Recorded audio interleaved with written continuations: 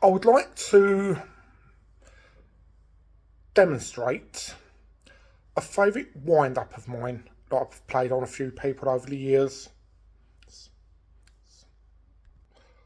What's that? You'd like a can of Coke out of the fridge?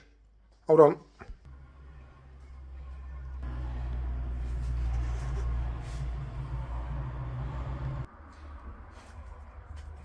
A can of Coke is not in the fridge.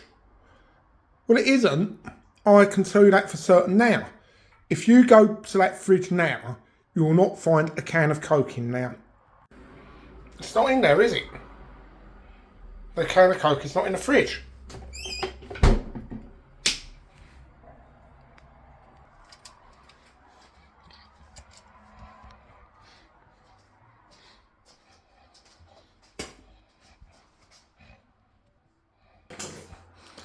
Well, if I had the can of Coke in my hand all the time, it wasn't in the fridge, was it? And that is how my wind up works. I say to people, something is not where it should be. It's not where they think it should be, because I've always got it in my hand.